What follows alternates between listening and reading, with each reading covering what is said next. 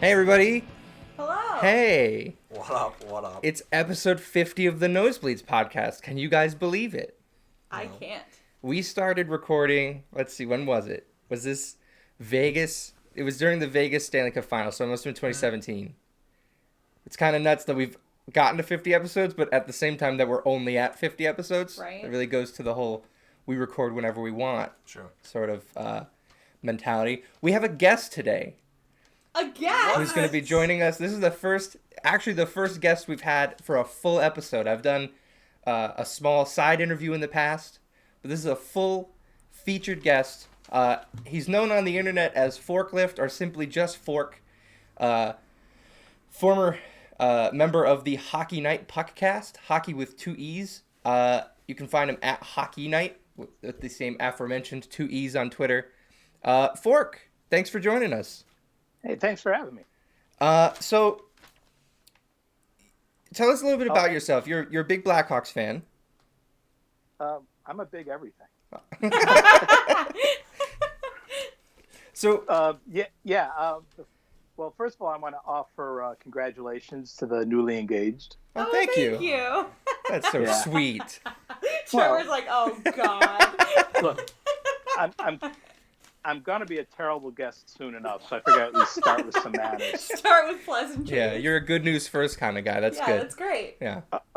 It's the compliment sandwich. I'll save something nice for the end. Awesome. Yeah. Nice. I am a Blackhawks fan. The first game my father took me to, I was 4 years old. It was the end of the 66-67 season, so I did get to one original 6 game. Wow. Oh my so God. One game in the original 6 era, although I don't remember much about the game other than running up the millions of stairs in Chicago Stadium and the smoke. Oh. And the smoke never left. I mean, up until the stadium had its final hockey game, there was always that kind of layer of smoke hanging, and the stairs were always there too. It was a shithole, but it was our shithole. Nice. We live in Connecticut. My first game, Canadiens, was on Long Island. Kristen's first game that I took her to was also on Long Island. Yeah. At Nassau before they moved to the Barclays Center. So we know a thing about fun shitholes. Like it was a garbage dump, but it was such a fun place to see a hockey game. Yeah. Well, when I was in high school, when I was not quite 16, my father got a job in downtown Manhattan. So we actually moved to New York, and I lived in the New York metropolitan area for almost 30 years. So, Wow. Yeah, I've been to the Garden, I've been to Nassau Mausoleum, I've been to Hartford Civic Center, I've been to, it was Brendan Byrne, then it was Continental Airlines. It was a great place to live if you liked hockey. And we lived on Staten Island, which was really great because from there it just sucked to get anywhere. So it was an equal amount of suck to get to any of the arenas. Yeah. But in 1986, the 85-86 season, I did have Rangers season tickets up in the blue seats, and my one claim to fame was in my section, also with a Rangers season ticket, was Bam Bam Bigelow. Wow. So That's good so stuff. I've got that. Yes. But yeah, I moved back to Chicago. I think it was in 2006, and I didn't go to any Blackhawk games because I was not going to give any money to Bill Wirtz. Right. The day he died, I bought a ticket to the Blackhawks home opener, which wound up being Patrick Kane's first game in the United Center. Okay. Wow.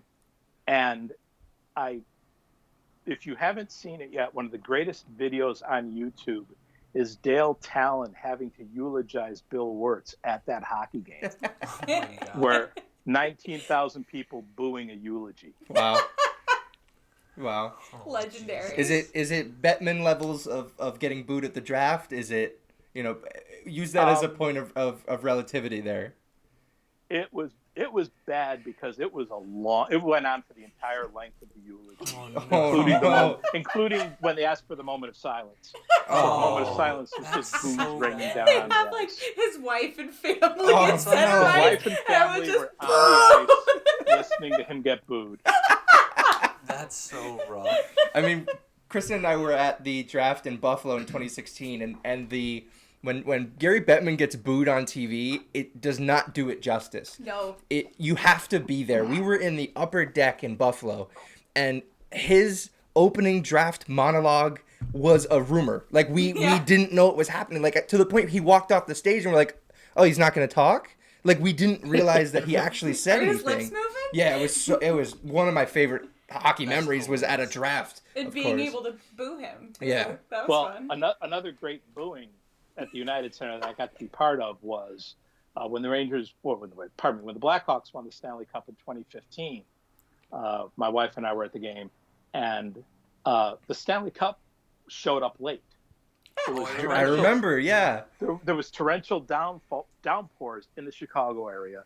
Phil Pritchard left his hotel late with the cup. So the cup wasn't even in the building when the game ended. Oh, my God. So we were sitting there wondering what was going on because we were so busy celebrating that nobody bothered to look at Twitter. Fair. And at some point, I kind of like, what the hell? I looked down and I saw, cup en route. I was like, what the fuck? And so everybody was antsy as hell. This went on for almost an hour. Wow. Yeah. People were antsy as hell. And then when Bettman finally came out with the cup, it was great. Well, NBC's got to hate that too, because when they start broadcasting it's usually on the NBC main channel when they start showing the cup being lifted. And then after the main guys get the cup and you're on the fourth liners and the defense and the backup goalies got the cup. Yeah. They put it somewhere else. They move it to either NBC Sportsnet back in the day versus so they're just itching to get to the local news in each market, and they just can't. They just have to see the sweaty Blackhawks players sitting on the ice waiting for the thing. They can only cut to Jeremy Roenick so many times before it gets old. Yeah. Right. I mean, you can always just train a camera on Patrick Sharp and everyone's happy. Oh yeah, that's true. Yeah, I'm glad when he shows up on the NBC broadcast, I'm always happy. I like seeing that guy around still. Yeah. He is a very handsome man. Yeah, I mean, let's be honest. That's the real reason. Let's be real. Yeah, actually, when we had our website, that was actually one of our first viral things was Sharp scored a goal, and I tweeted out the hashtag Patrick Sharp is a very handsome man. The full phrase. Patrick Sharp is a very handsome man. And in very short order, Blackhawks Twitter abbreviated the hashtag to PSIAVHM. Okay, because I've seen that, and we'll get to some of these bits that your very loyal fans have been tweeting out at us. That's amazing. Because that was one of them that acronym I just couldn't even begin to fathom what it meant. Patrick Sharp is a very handsome man. Well, it's the truth. So one year at the Blackhawks convention, I said that they have like Q&A panels, and at one of the Q&A panels, I said that Patrick Sharp was breathtaking, and Brent Seabrook was standing next to him, and he was absolutely horrified. And I wish I had somebody shooting video just because it was so great. Oh man, legend. Wow. That's good stuff. You have to explain the love affair with Milord, if I'm pronouncing that correctly. It is. You are pronouncing it correctly. Jeppson's Milord. Jeppson's Milord is it's a tasty beverage. All right. It tastes kind of like grapefruit juice and ball sweat. I was going to say, what you just said was contrary to everything that I've read since that term has been introduced into my lexicon 3 days ago. Yeah, I don't remember if it's on Tumblr. There's a Milord Face page with just people grimacing after taking a shot of Milord.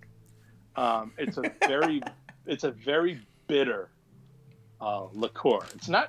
It's only 70 proof. It's not terribly strong.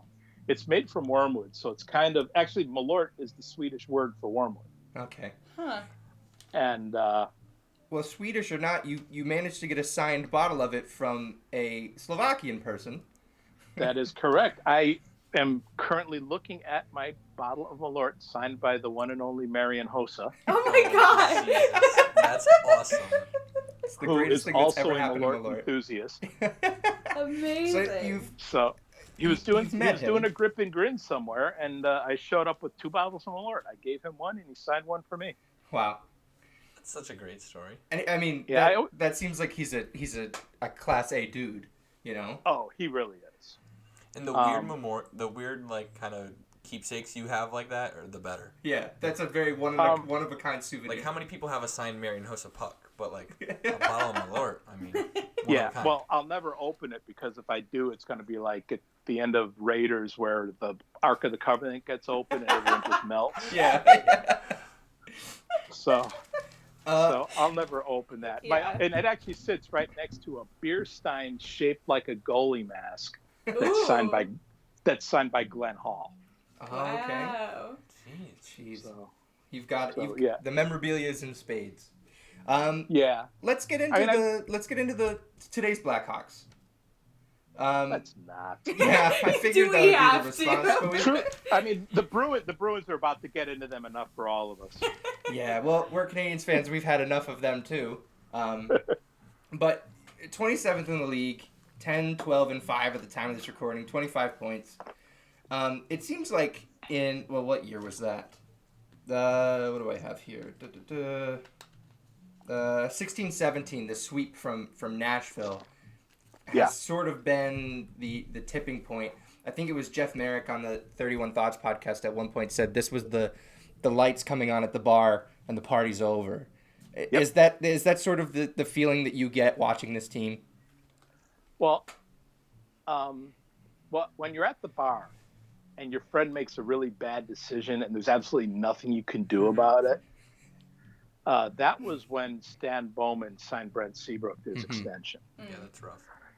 And when they signed Seabrook to that, because on our website, I had written a couple times, well, Brent Seabrook's been an absolute lion for the Blackhawks, but, it's time to, out with the old with some of these guys. And there were 7 players that were on all three of the Stanley Cup teams.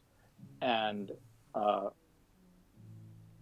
Patrick Sharp and Nicholas Hjalmarsson were both traded away. Right. And that was my kind of thought with Seabrook as well. It'll be the same thing with Seabrook. You can see he's slowing down, and so they'll let him go and provide veteran leadership somewhere else. Mm-hmm. And then they signed him that extension for that many years and that much money, and it just was such an illogical contract. And one of the things you get in Chicago is, if you look at a Chicago Blackhawks org chart, you got Rocky Wirtz right at the very top. And underneath him is John McDonough, who is really a business ops guy, where Scotty and Stan Bowman handle hockey ops and down that chain. And there's been contracts the Blackhawks have given out that have been so illogical, but they're for guys that are popular. Like when they signed Kane and Taves to their contracts, they each of them got $1 million more than Ovechkin, who at the time was the highest paid player in the league. Right. And they were bidding against themselves. They were still half a year from free agency, and they could have given them Ovechkin money. They didn't have to go Ovechkin plus $1 million. Mm-hmm. And those contracts, and then the Seabrook contract, just based on the other contracts that Scotty Bowman's given out, or Stan Bowman rather has given out, these just reek of coming from business ops. Like, they're fan favorites. Let's keep them around. Let's shower them with money. And as a result, they're stuck with Seabrook. And so, I mean, I love Brent Seabrook. I will always love Brent Seabrook because of the things he did during the successful years. Mm-hmm. But the fact of the matter is, they kind of paid for a resume and not for what he'd be able to do through the course of that contract. Sure. And you saw that a lot with, the list goes on with those Blackhawks teams that you look at, they had to get rid of Bufflin. They had to get rid of Ladd. They had to get rid of Andrew Shaw, who went to Montreal, and then they wanted to get the band back together in Chicago. Brandon Saad came and went. I wish Andrew Shaw had as much bone in his pants as he does in his head. It's funny because when he was in Montreal, his last season, I really thought he was the most effective version of himself. Claude Julien seemed to really just milk every last ounce of great hockey player out of him.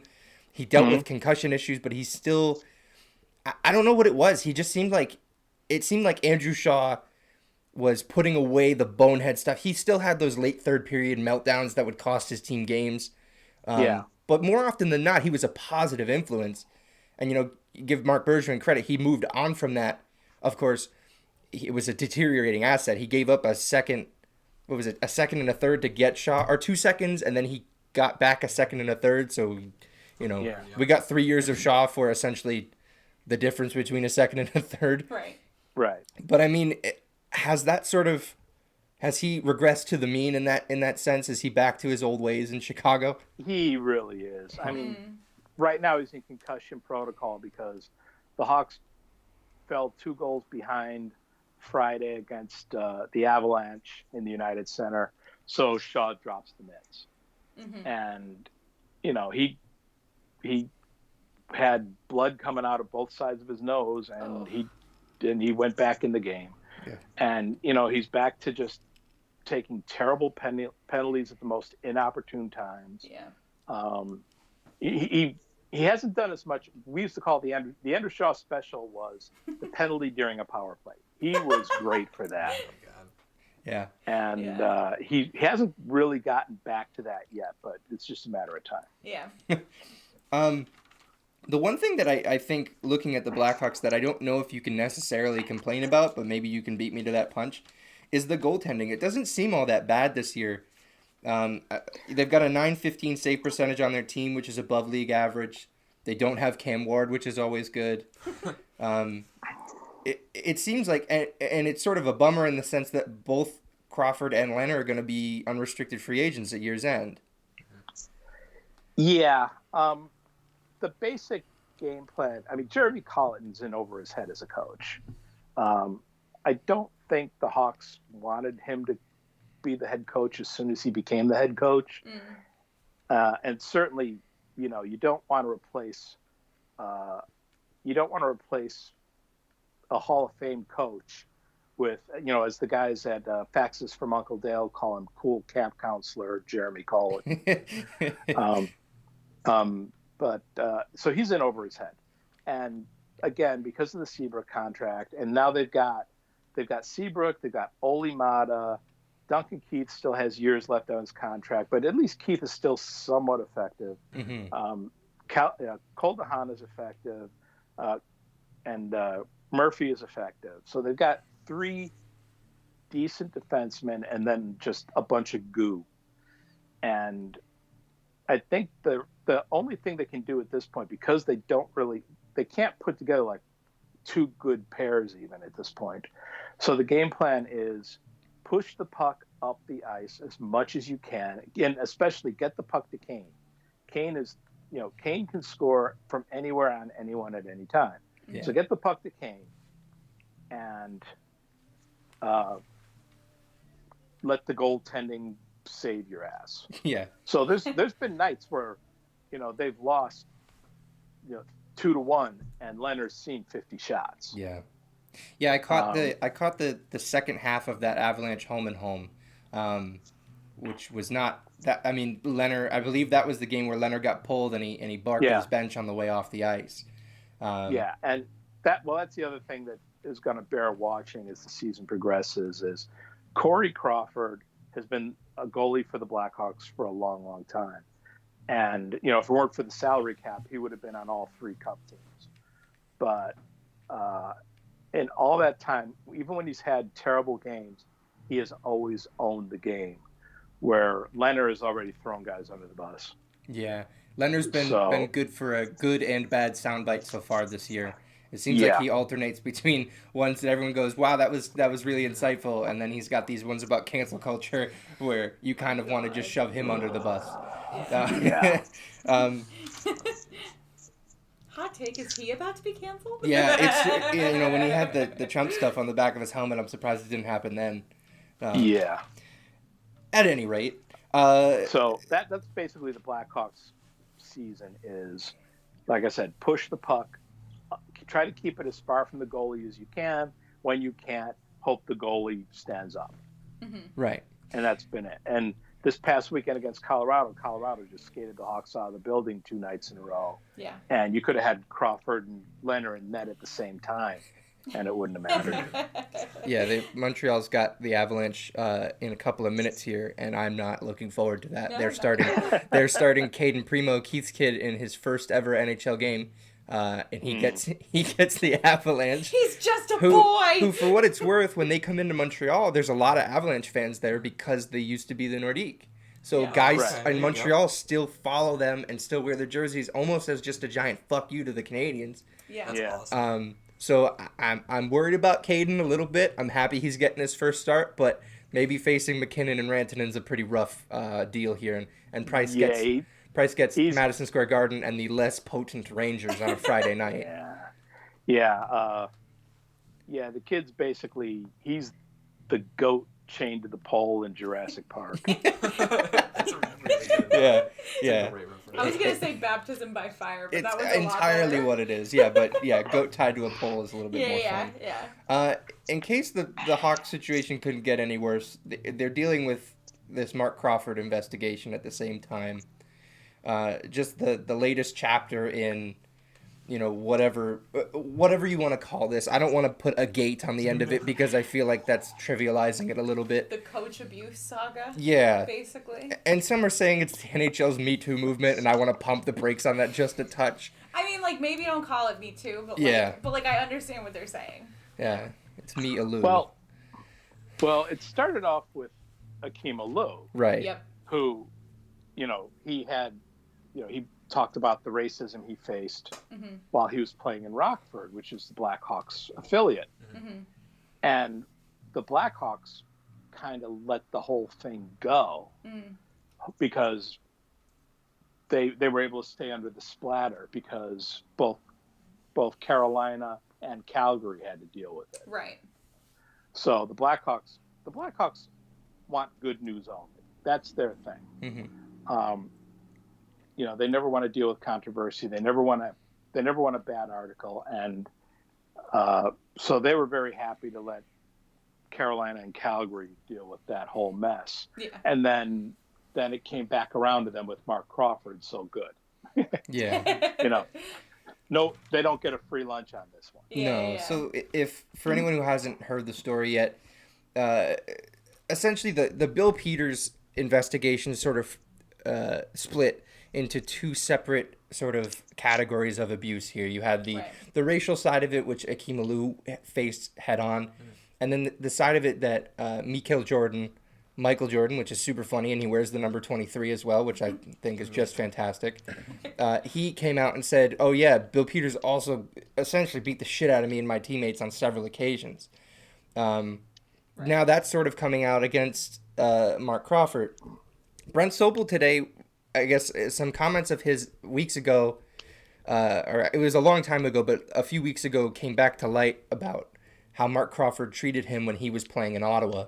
And Brent Seabrook said something to the effect of basically, his styles were unorthodox, but he really pushed me to be a better player, and I had my best years under him, which is a really unique kind of Stockholm Syndrome. Yeah, I mean, I was just going to say, do you know what that sounds like? It sounds like the girlfriend in a domestic violence situation where it's like, oh, but he loves me. Yeah.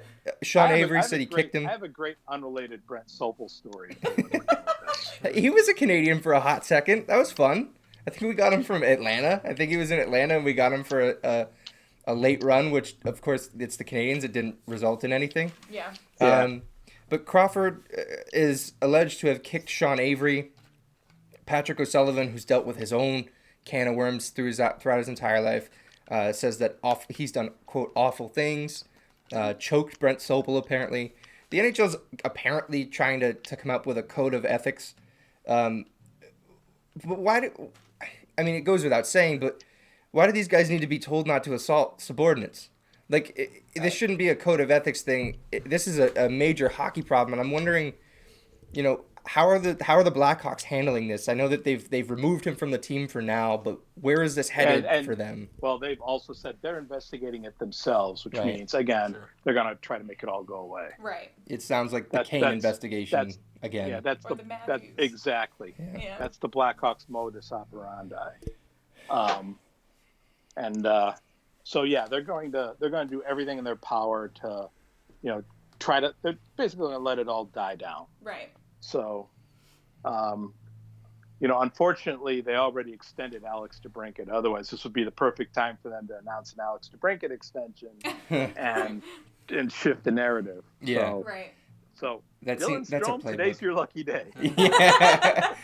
How would you like to be a Blackhawk the rest of your life? Yeah, it's going to be interesting to see how this develops. I think a lot of there's a sect of hockey fans who are kind of hoping that this just goes away. Well, yeah. But I think there's a much louder and larger section of fans who kind of want to see bring them all out. Yeah. You know, we don't want. It just sucks that the game is marred by this. I feel like this year more than not any year, but most years in the past, we're spending less and less time talking about fucking hockey, and that's really annoying to me. Like, we started with the Matthew shit, and you know, or all of the, and it's a much less issue, but the RFA contracts bleeding into the season. Why are we talking about Paul Marner? I don't care about that guy. You know, the Matthews thing. Now, then there's Babcock. Then there's Peters. Then there's this. It's a real shame for the game. The NHL should want to bring all this out right now. Rip the Band-Aid off immediately.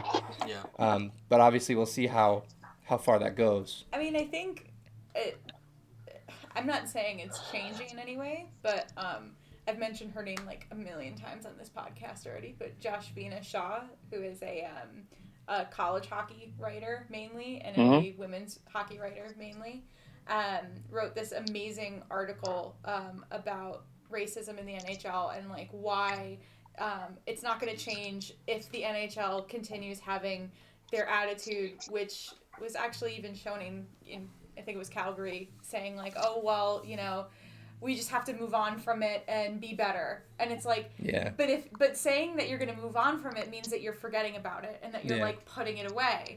And I think the more that we expose this kind of stuff, the more players come out and talk about it, the harder it is to shove it away and move on. It's just that first part is done, but what needs to happen now is that we need to just like do our due diligence here and make sure that this stuff doesn't happen.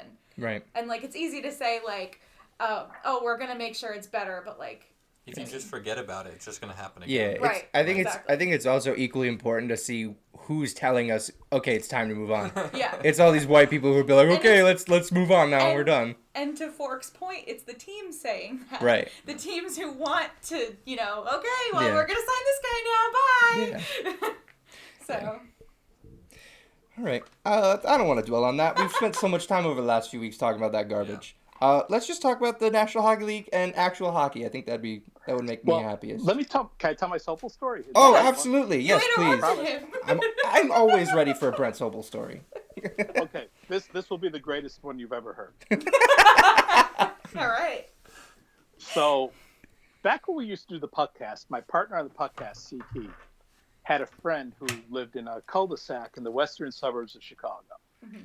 And also living in his cul-de-sac was Soffel and his then wife. Mm-hmm. So they were having a block party or something, and Brent invited them into the house. Yeah, you want to come see my house? Sure, go see Brent Soffel's house. So they go into the house, and at various places in the house are all of these art photos of Mr. and Mrs. Soffel. Right. And missing from these photos is clothing. Oh, no. And Brent Seabrook is a very gifted man. Oh no! Are we talking like the living room? Yeah, the kitchen. Yeah. Are they professionally done? I believe there was one. There was one either in the living room or in the hallway. But yeah, wow. basically you walk into the man's house and you see his dong on the wall. his large dumb. Let's be real. You have to be very impressed with yourself Oh yeah. to put it up. Well, Be yeah. like, Yeah. hello, visitors. You got a Come Ferrari, see you my- don't keep it in the garage. Come see my dog mansion. Well, Not that even- was kind of my thing. It was like, well, yeah. I mean, if you're swinging pipe, fuck yeah, you want. What if he like hosts Thanksgiving one year? Like, what if like? They're all thankful to leave. Here's Yes, the turkey. yeah. Here's the mashed potatoes. Yeah. Here's my fucking Yeah. penis. Yeah, Absolute don't- wrench. make sure your back is to the picture if you're eating the drums. Right. Oh god. Well, you were right. That's the greatest Brent Seabrook story I think anyone has ever heard, and I can't wait to hear from his representation. That's going to be fun. Oh, I have. After that, I'm actually involved with a charity event every year in Chicago called Dancing with Chicago Celebrities. We raise money for breast cancer research, and we have local celebrities from Chicago. It's kind of a Dancing with the Stars thing, Oh my god. and each celebrity will dance with a professional dancer from one of the Arthur Murray studios in the Chicago area. Mhm. One year, Brent Seabrook signed up for. He volunteered for it. Oh no. And so I told the Soffel story to the professional dancers, and Oh, word got around very no. quickly. And so, yeah, everybody was basically trying to check out Brent. And Brent Seabrook, he did an Argentine tango. So he was Good not for him. wearing baggy pants for this. Hell and- yeah. Hell yeah. And yeah, and everybody was basically trying to see if they can properly gauge his unit. Yeah. Well, Huge if true. huge if true. I mean, Huge and true. as much as at one point I'm face to face, and my wife actually danced with him that night, but I'm face to face with him, and my wife was like, honey, I guess she knows the story. So she's like, honey. So I just talked about penalty killing with him for like 10 minutes. I'm like, so, it would have been just like Boogie Nights. So, Colonel tells me you got a real big cock. Can I see it? Well, good for Brent Seabrook, everybody. Yeah. That's Let's have a round of applause for Yeah. Brent Seabrook. great job, everyone. Congratulations. I was in Chicago as well. Wow. Well, I think for that alone, you've got an open invitation to come back on this show. Yeah. Right. Anytime. So if you ever wondered what the Hockey Night podcast was like, that's what it was like. Amazing. This is the content I crave. Yeah, I do want to get into that a little bit. So, we've been inundated with, requests from some of your very loyal fans about bits that you guys used to have on the show. I've written down a handful of them. I'm just gonna say them, and I just want you to tell me what they were about, because from an outsider who I listened to a few episodes today, I have no idea what you guys are talking about, and I would really love to because they seem funny. The first one that caught my eye was the Muppets killing my grandfather. Fucking Kermit. You just gave him like Vietnam Yeah, flashbacks. So is there? Fortunately, only my mother and sister were witnesses to the crime. I guess the next day there was going to be a bridal shower for my cousin. So my mother and my sister were at my grandparents' house, and my grandfather was in the living room watching the Muppets. And I want to say Miss Piggy was on, but I honestly don't remember. And he's calling to my mother, Rosie, you got to come here and see this. And he's laughing. And he's laugh, and thud. Wow. Oh no. My mother went in the living room, and I think he was dead before he hit the floor. Oh my god. Did you just have like a massive coronary? Like, what happened? Yeah, massive coronary. The Muppets killed my grandfather. Well, I'll never be able to watch the Muppets the same again. he- Sorry for your loss. He died doing what he loved. Actually, on that side of my family, it was kind of verboten to watch the Muppets for years. I can only imagine. Yeah. And I was like, this is really. I mean, I had no burning desire to watch the Muppets, but I was like, this is really silly. I'm really glad that Elvis Presley wasn't my grandfather, because we'd never be able to sit on a toilet again. Oh my god. Go in the outhouse. Yeah. Go in the We go outhouse. outside here. So, unfortunately, I'm not famous, but if I were, The Muppets Killed My Grandfather would be the greatest name for an autobiography. Oh my Absolutely. God. Amazing. And for the audiobook, you know that the prologue has to be narrated by Kermit the Frog. Damn right. Yeah. Ooh, salt in the wound. All right, next one on the Ending list. with me choking the shit out. Yeah. What are you doing? Okay, what's next? We have Photoshops. Well, that was one of our trademarks with the website. We would do these Photoshops for every game. And the first one we ever did, Ben Smith was playing for the Hawks, and people loved him. He was a fourth line grinder, and he showed up at the Blackhawks convention, and he was just jacked. Like he'd probably done, 300 sets of curls before he showed up at the convention. And so I asked a friend of mine who does Photoshop, hey, can you do me a favor? Can you do Mr. Incredible in a Blackhawks sweater? So he gave me that and it immediately got stolen. So what we did next was we said, okay, we need to have something in place that people don't steal our Photoshops. Mm-hmm. Now, if you could do a Google search of Big Cheyenne improves all pictures. I think it's a Tumblr site, bigcheyenne.tumblr.com. And it was somebody we actually know. And for some reason, we took a picture of him. He's this really nice, he's a nice guy, but he's a big guy with glasses and this big smile on his face. And it's just, he's really earnest. But we had a theory that no picture was so great that adding him wouldn't improve it, and no picture was so awful that adding him wouldn't improve it. So we photoshopped him into a picture like behind Kate Upton, and it was hilarious. Then we photoshopped him into Auschwitz, and it was still hilarious. Oh no! Oh my God! So we photoshopped him into all these different things, and it was always fun. So we're like, okay, BC is going to be in every single Photoshop. He was in every single Photoshop from that point moving forward. And the most stolen Photoshop we ever did, because Joe Quenneville loves to shuffle lines, and I don't remember if I texted or called or whatever, and I said, hey, give me Joe Quenneville spinning the wheel for the Showcase Showdown on Price is Right. Only make all the numbers Blackhawks sweater numbers. He gave me that, and there's like a bottle of Milord and a tube of Veet for men and all this other stuff, and he's got a BC tattoo on his forearm. If I had a dollar for every time somebody stole that Photoshop, and one guy stole it, he actually removed BC from Quenneville's forearm, so he knew he was stealing our Photoshop. But he left a bottle of Milord, bottle of Veet, he left all the other stuff.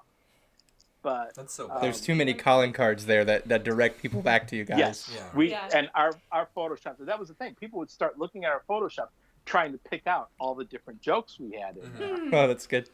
And sometimes, and I'm actually going to tell you something I've never told anybody outside of my circle of friends, which is the greatest Photoshop in the history of Hockey Night. All right.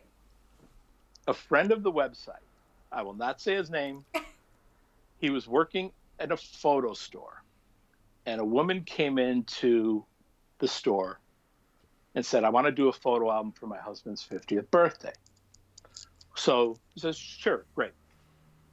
How many pages do you want? How many pictures per page? All the very specifics. Do you have all the pictures are on this flash drive? And so they're sitting down, and all of a sudden it's like, and then as he's writing it all out before he's looking at the pictures, and what do you want the name of this album to be? Jay Blunk, The First 50 Years. Jay Blunk is the number 2 man in Blackhawks business operations. So he's right under John McDonough. I think he's VP of Business Operations or something. I don't even remember what his actual title is. Jay Blunk. In that photo album, which is somewhere in Jay Blunk's house, there is a picture of him and his family on the ice celebrating the 2010 Stanley Cup victory, and in the crowd in Wells Fargo Arena is BC. Let's go. Oh my god. That's amazing. See, when you said this person was making a 50th anniversary photo shoot for her husband, my brain went to a different my brain went to a Brent Seabrook place. Yes. And I didn't like where that was headed. But it came full circle. That's fantastic. That's amazing. So No one yeah, would in the ever very know. last article we ever wrote for Hockey Night, we wished Jay Blanc a happy birthday. Oh no. So incredible. We'd never showed the picture. We just said happy birthday, Jay Blanc, and like 10 people got it. Now, That's amazing. whoever listens to this podcast now knows. Yes. I'm sure all 30 people will be thrilled. Hey, you might get my tens of listeners too. Bring them all out. I'm ready. Yeah. Flood the streets. But probably my favorite all-time one was a GIF file of a dumpster that Ryan Reeves popped in and out of. That's still applicable. That's still good. Yeah. Yeah. Timeless. You mentioned it already, but maybe a little bit more background here. Veet.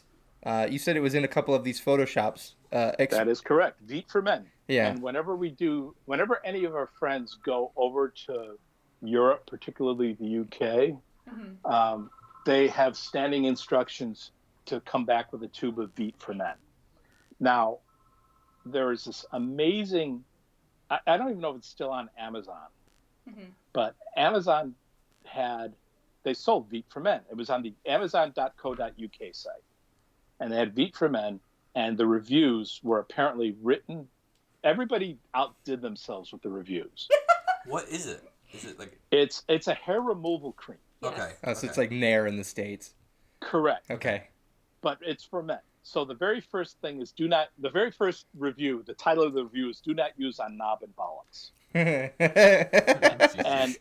it goes into the burning and how it felt like he was getting a wedgie with barbed wire and it slammed his head against the ceiling.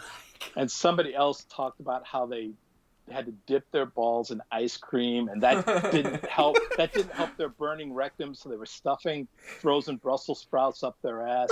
And the wife walked in, so they're shooting Brussels sprouts across the roof. And if it's still there, it'll be one of the greatest things you'll ever read. It is really, really fun. Kristen's got the Amazon reviews up now, just showing us like burn pictures from it. Oh my god! I love how it's just for men. Yeah, it's like only men can use it. Yes, that's it. Veet for men. Veet for men. So that is the story behind Veet. And we will give Veet. We have these things we do called Gonna Drinkin'. And if you're ever in Chicago, please let me know. We'll have a Gonna Drinkin' in your honor. Where we take the back room of this bar called Galway Bay. It's a great dive bar in Chicago with plenty of Milord. And you are not coming to Chicago and not having Milord. That's a non-starter. But yeah, we have these Gonna Drinkin' where people come and we sell wristbands for drinks and we have raffles and give out all kinds of prizes. And one of the raffle prizes, whenever we can get one, is a tube of Veet for men. Wow. Just in case you ever want to experience the pain. Yeah. Well, yeah, and whenever somebody picks it, I always say, "Where don't you use this?" And the entire bar will yell back, "Knob and bollocks." All right, let's move on. Number 4, I've got Random Donald. That's CT. I don't remember how. I remember how he started it. We used to write as a character called Slats Radke. Slats Radke was this like crusty old sports writer, and I would write as Slats Radke. It would always be these kind of long, winding sentences, and where he'd always be wistfully remembering, drinking with the players and drinking rock and rye and going to the track and all this other stuff. And one time CT wrote as Slats Radke, and he called David Legwand Donald Legwand. Oh. Being an absent-minded sports writer, forgetting a guy's name. Yeah. And after that, we would just kind of randomly, one year we did a thing, well, every year, our season preview was called View from the Top. And View from the Top would be us previewing every team in the NHL and how much they sucked and what terrible people they all were. And we would slip a Donald in somewhere. So, you could have like Donald Deneau on the Canadiens. Yeah. That's what we would just randomly pick a guy, and he would be our Donald. And one year we actually said, we're going to have a view from the top contest, but we're not going to tell you what it is until view from the top is done. And when it was done, the contest was count the Donalds. And whoever counted the most Donalds would get like a hockey night coffee mug or something like that. Oh my God, I love it. Yeah, so my wife just walked in. Hey, baby, what's up? Oh, she's just eavesdropping. Oh, okay, cool. Okay. All right. Okay, so, well, I already told the Brent Soffel story.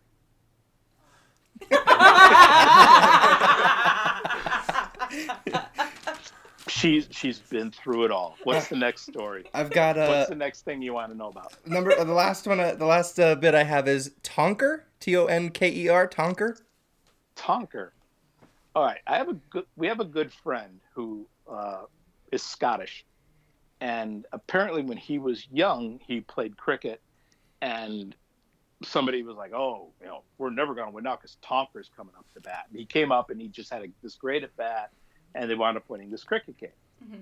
So from that point forward, he always won as Tonker. To this day, I don't know that I've ever actually addressed him by his born name. I either call him Tonker or Tonk, and I don't know that he's ever used my real name. He'll just call me Fork.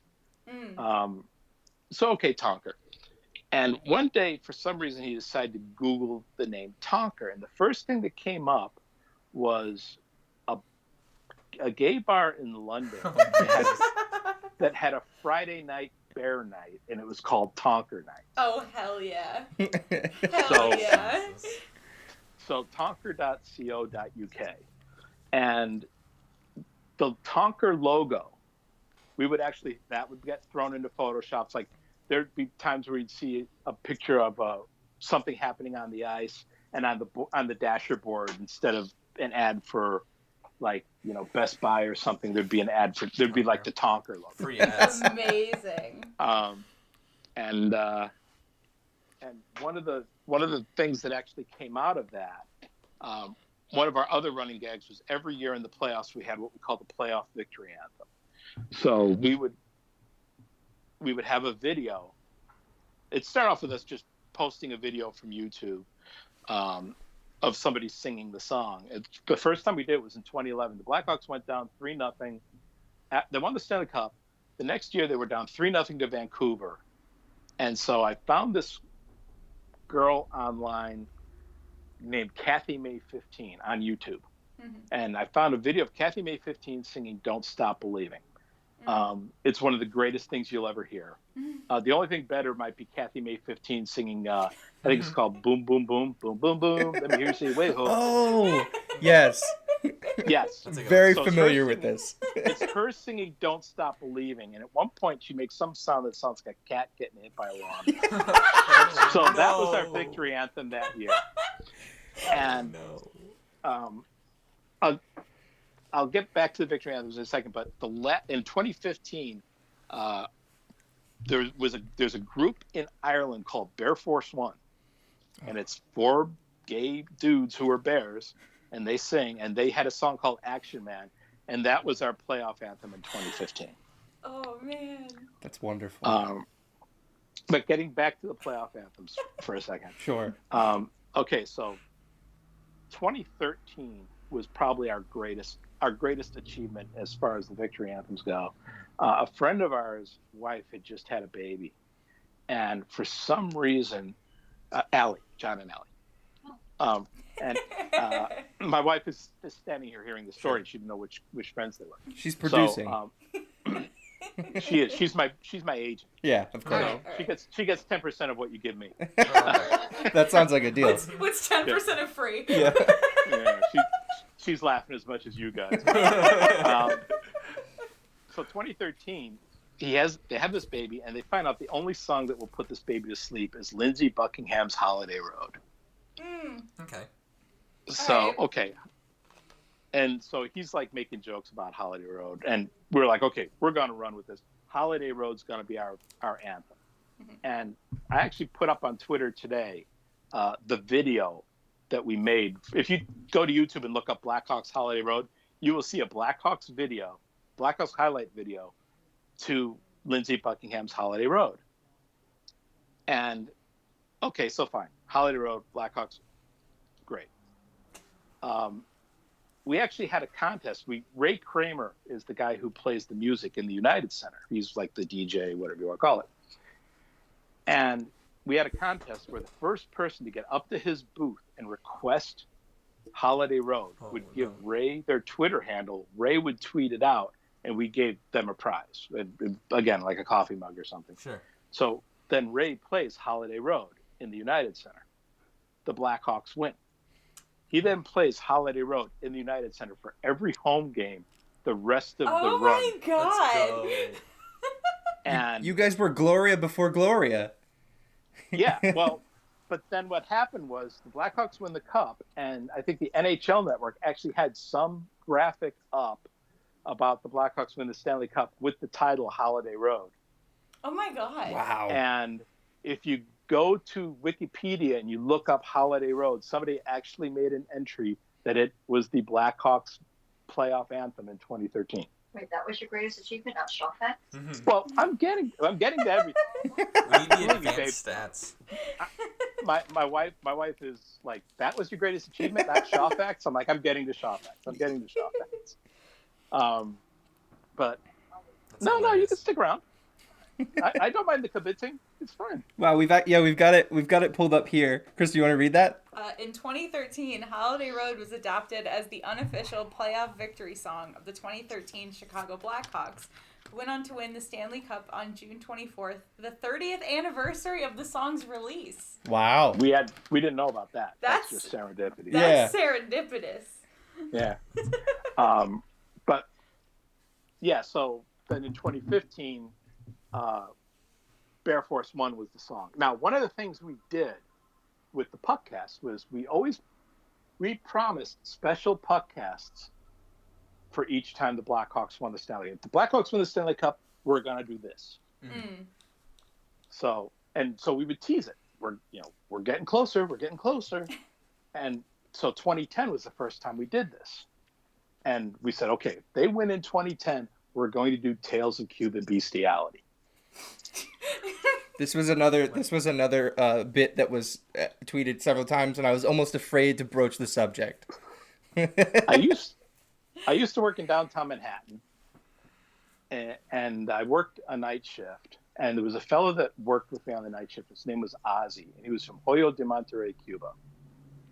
And he would tell stories about things he did as a young boy in Cuba. Oh no!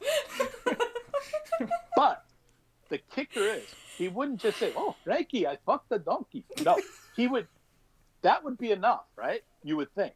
One would think. He would give me instructions. Oh. No. So, Frankie, you're gonna fuck a donkey. Make sure he's in a ditch so he can't kick you.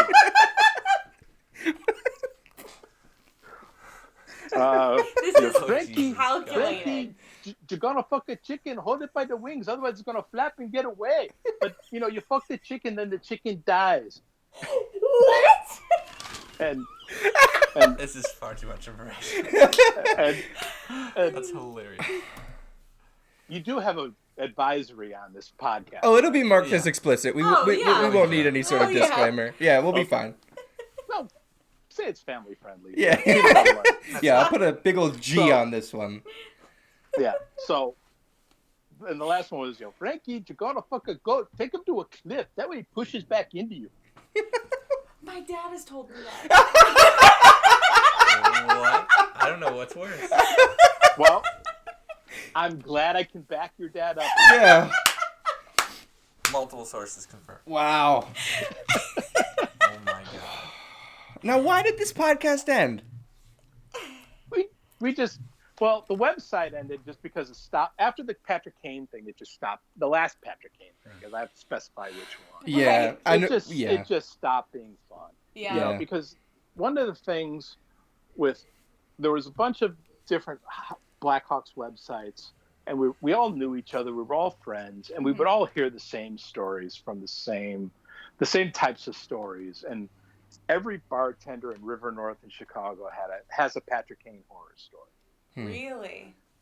Yes. Wow. Patrick Kane. Yeah. So, and every year he would go home to Buffalo, and every year the Hawks would just kind of hold their breath. Mm-hmm. And 2015 was, or 20, yeah. I think it was 2015. 15, yeah. Yeah. And that was it.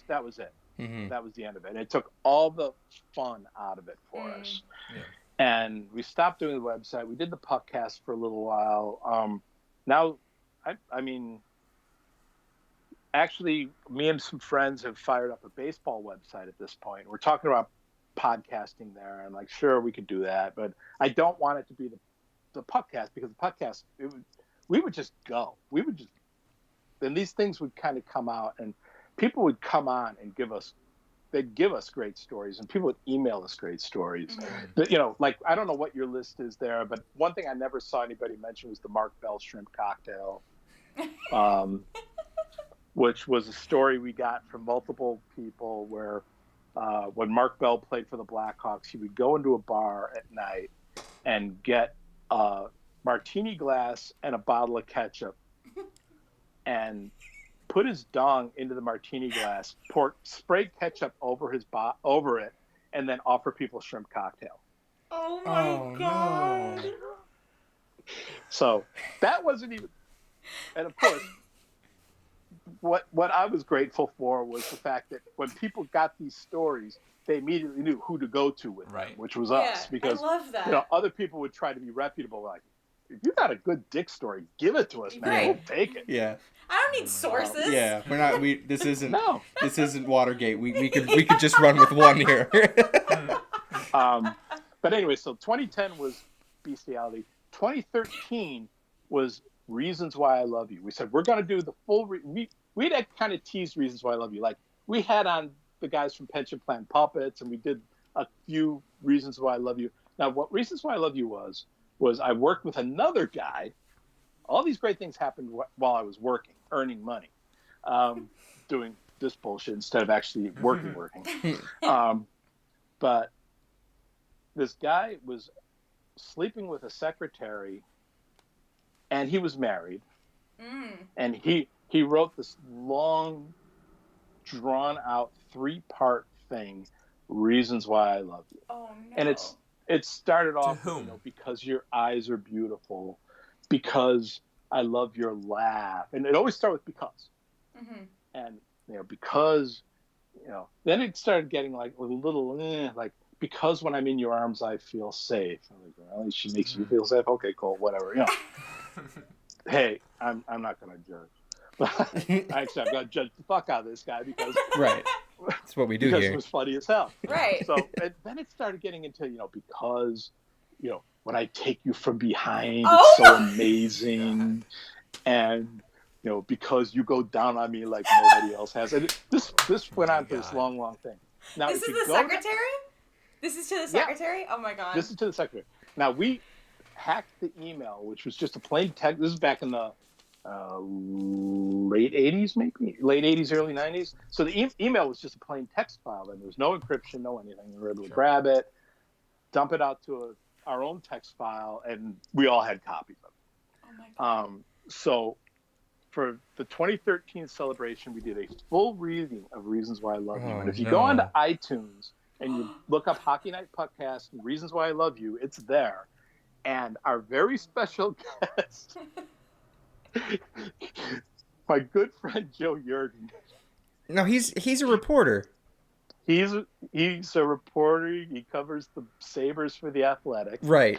Back then, I think he was doing like the NBC Sports hockey blog or something. I've known Joe for a million years, and every time Joe comes to Chicago, I try to kill him with food. and he was our guest, and we took turns reading Reasons Why I Love You. Oh, no. That's amazing. So, yeah, if you go to iTunes, Reasons Why I Love You. And then 2015, going back to Bear Force One and Tonker and all that, 2015, we actually had the lead singer from Bear Force One. That was our gift to our listeners. Wow. For the Stanley Cup year. So. That's hilarious. So, that is the Tonker story with Cuban Bestiality and Reasons Why I Love You and the Marc Bell shrimp cocktail thrown in. Oh wow. My God. That's legendary. Yeah, these are just I mean, you'll if anyone watches the video, We're just sitting here it's slack-jawed. completely slack-jawed for half of these. It's so much fun.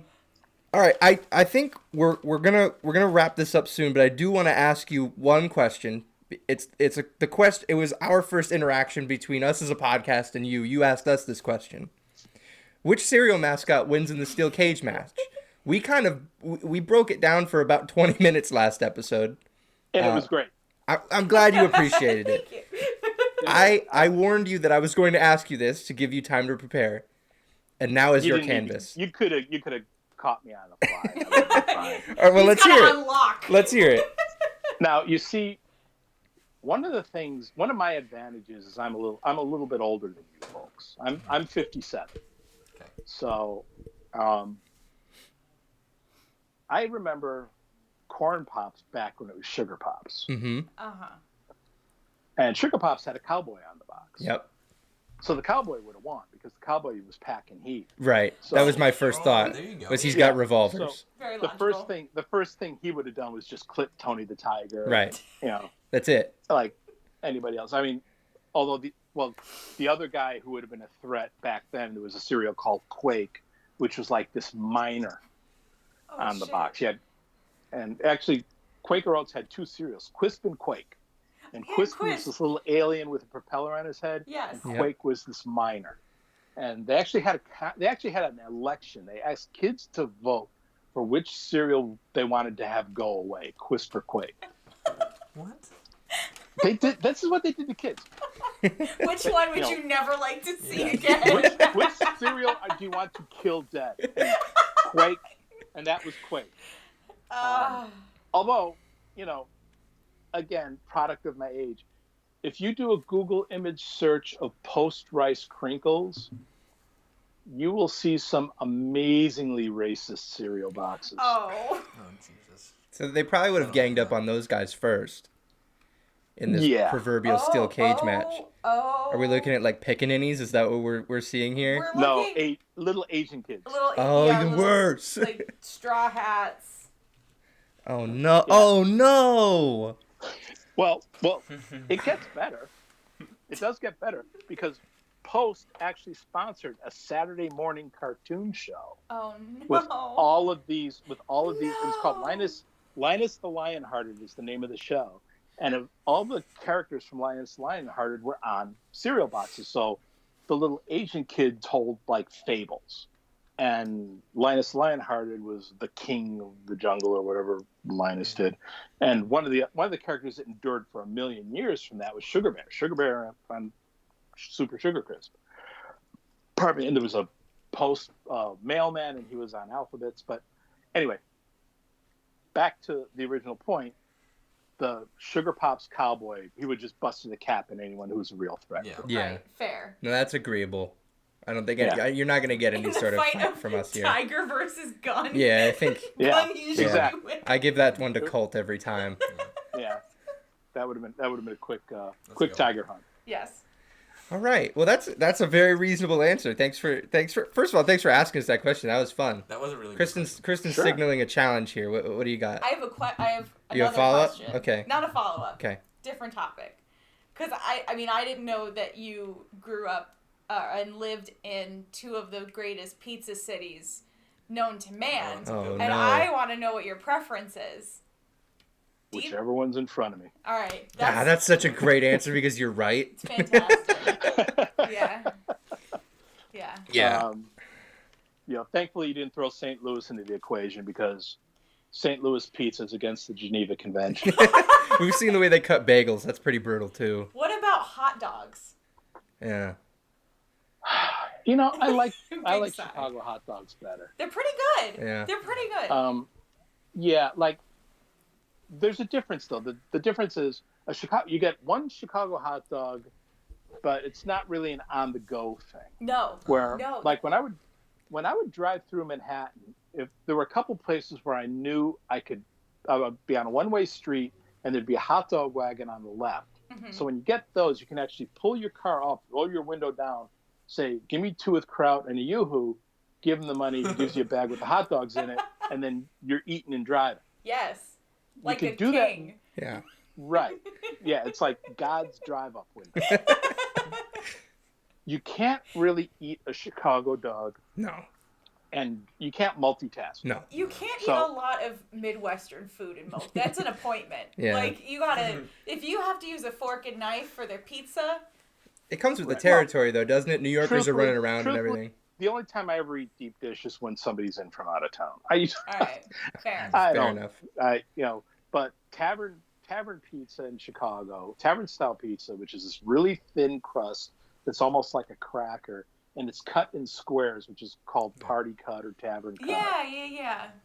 And so that's a really enjoyable pizza.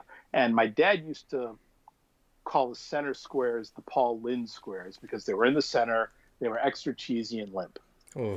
Oh, But that doesn't sound too different from we're from Connecticut. It doesn't sound too different from New Haven style pizza. Yeah. It's very, Frank Pepe's the most Right. famous one in this area, and if you order it, they just kind of take a knife to it It's- however they want when they cut it. willy-nilly. Yeah, like there's just these foot long slices that are a foot long and 2 inches wide. Yeah. Yeah, and that's pretty enjoyable I too. saw somebody on hockey Twitter. Their name is C. They're a Sharks fan mostly. Mhm. And they brought a pumpkin pie to work and tavern cut it. Oh, So they're sliced Oh, in man. the middle. Oh, yeah, and yeah. Just lumps of pumpkin. well, like, and then there's a corner piece that's like that's all crust. it was like the smallest piece of crust of all time. It's I believe you can amazing. get your ass kicked for that. That's a fireable offense. I mean, I think we'll wrap up with one thing that we like to do every month, which is name Stanley Cup favorites way too early. We've been pretty bad about it recently. We went a long stretch without recording an episode, which was too bad. yeah. So without giving you any sort of preparation, Fork, I'm going to let you start it off. Pick a team from the East and the West. Tell me who wins.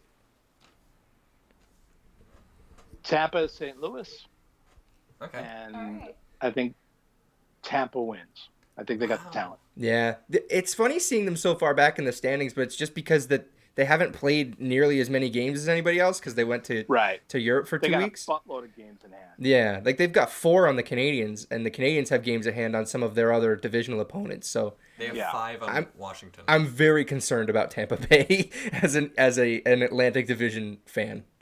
All right, Trevor, I'll Yeah. pass the ball to you. Who you got? Oh, jeez, I don't know. I want to say Rangers almost. No. Since I'm biased on Yeah, it. you picked the Canadiens last time, and then I did for they you. they dropped 8 in a row. So thanks, buddy. Woo! Appreciate Okay, that. so I'm not picking the Rangers. I'll do that.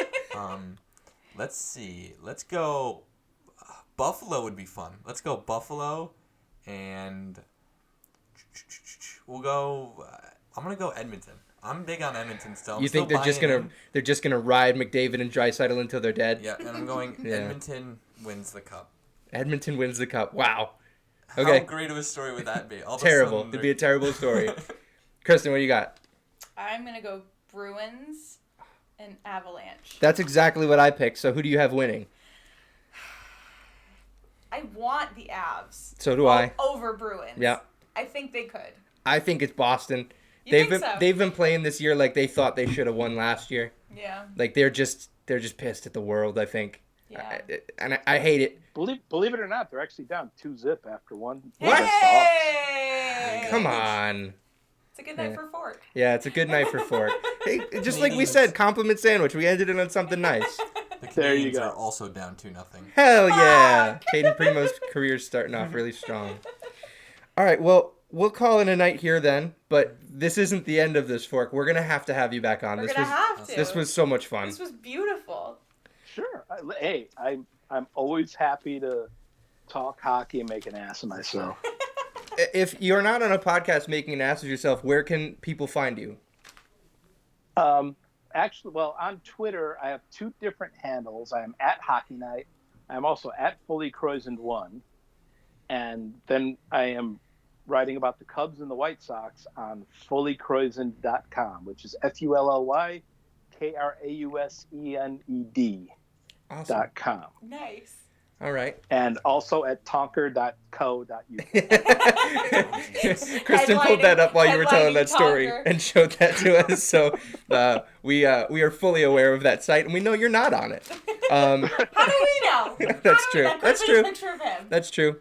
All right, I'll close this out here then. Follow the podcast at Nosebleeds Cast on Twitter. This has been Ian. You can follow me at Boisvert Ian, Boisvert Ian. Kristen. I am Kristen. You can follow me on Twitter at InHindsight, INHINZ, sight, like seeing. And you can follow me on Twitter at GoldPersonal. Also, this is a RabidHabs podcast. Check out RabidHabs.com. That's where I've got my post games up for the games. I won't have one for Colorado because I'm not watching it, and someone else should write one for once. Can I do it? Also, not having watched the team. Yeah, you can follow RabidHabs at RabidHabs for all things my blog. That's really what it is at this point. Fork, once again, thanks so much for joining us. This will not be the Thanks last for time. having me. It was a lot of fun. Yeah. Thanks so All right. much for. Hilarious. All right, have a good night, man. Have a good one. All right, good night. Good night.